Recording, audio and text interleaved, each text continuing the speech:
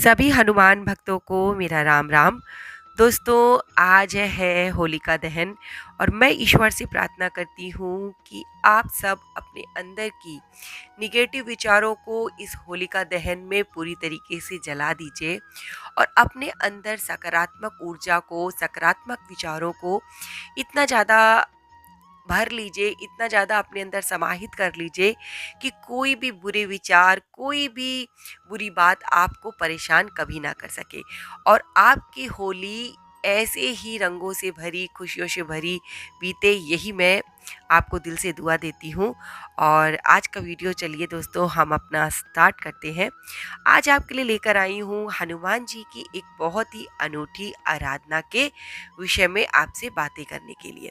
दोस्तों, हनुमान जी के स्वरूप, ज्ञान और उनकी भक्ति के लिए आपने हनुमान चालीसा के विषय में सुना होगा। श्री हनुमान चालीसा को लिखा था गोस्वामी तुलसीदास जी ने। लेकिन आज मैं हनुमान चालीसा के विषय में आपसे बात नहीं करने वाली हूँ।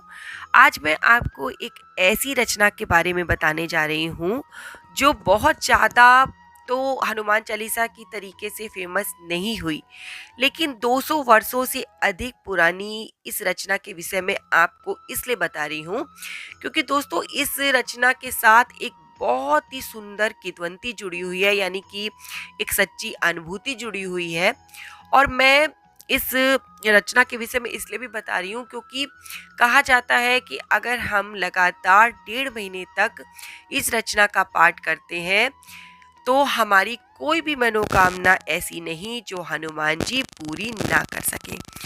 तो दोस्तों, पहले हम जान लेते हैं उस अनुभूति के बारे में जिस वर्तमान वैज्ञानिक युग में जहां आस्था का अवमूलन होता जा रहा है, कितने लोग विश्वास करना चाहेंगे कि कालिदास और दंडी के भांति कवि मान भी केवल साधना के भरोसे बहुत बड़े चढ़े थे।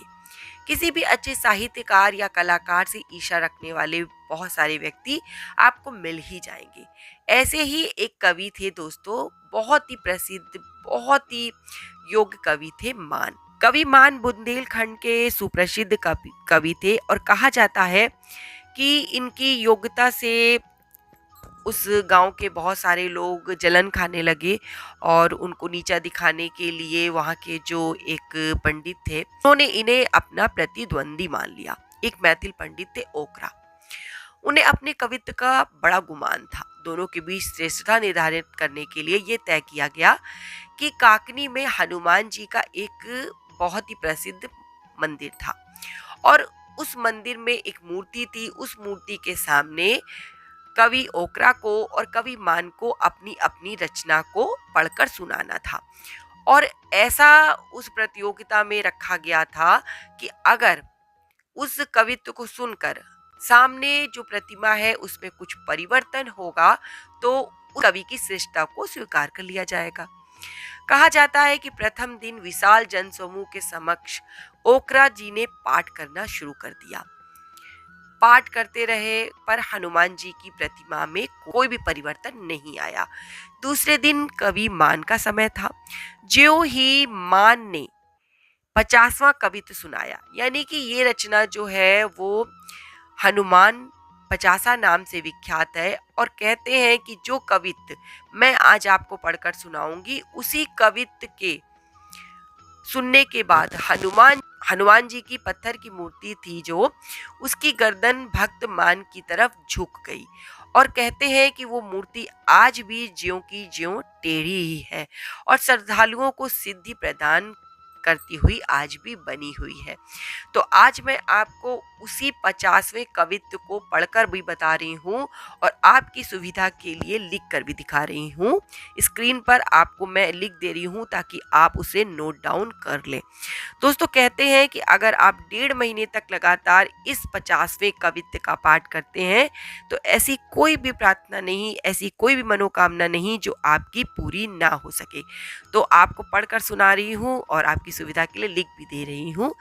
तो कवित्व इस प्रकार से है। बाँचे 1.5 मासा शोक संकट विनाशा तपे, तप को तमाशा बासा मंगल अनंत को, विभव विकासा मन वांछित प्रकाशा दसो, दिश सुख संपत्ति विलासा सुर संत को, महावीर सासा पूज वीरा ओ बताशा करे, विपत्त को ग्रासा तन त्रासा अरि अंत को, सिख नक खासा रिद्धि सिद्ध को निवासा ये, दासा आस पूरक पचासा हनुमंत को।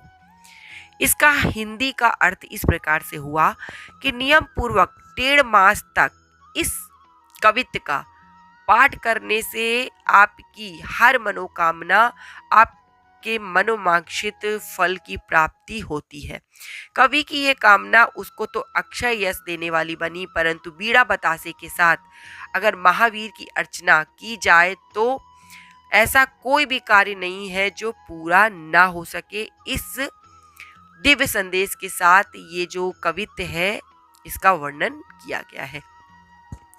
तो अगर आपको भी लगता है कि आपकी कोई ऐसी मनोकामना है जो बहुत समय से पूरी नहीं हो रही, तो आप इस 50वें कवित्त को कहीं नोट डाउन कर लीजिए और उसको पढ़ कर देखिए। हनुमान जी को आप एक पान का बीड़ा और 2 बताशे चढ़ाइए और उसके बाद 1.5 मास तक इस कवित्त को लगातार पढ़िए, सुबह में और शाम में। ऐसा आप करके देखिए, आपकी मनोकामना ज़रूर पूरी होगी। और भगवान पर पूरा विश्वास रखिए, क्योंकि विश्वास अगर होगा तो आपकी मनोकामना ज़रूर पूरी होगी। दोस्तों, कल रंग भरी होली है, तो आप पूरी तरीके से इंजॉय कीजिए। और अगर आपको आज का वीडियो पसंद आए तो आगे शेयर भी कर दीजिएगा। और मैं बाबा से प्रार्थना करती हूँ कि बाबा आपके जीवन में ऐसे ही खुशियों के रंग भरते रहें और आपकी मनोकामना पूरी करें, आपके ऊपर और आपके परिवार के ऊपर अपनी कृपा दृष्टि बनाए रखें। इसी के साथ जय श्री राम, जय बाबा की, और हर हर महादेव।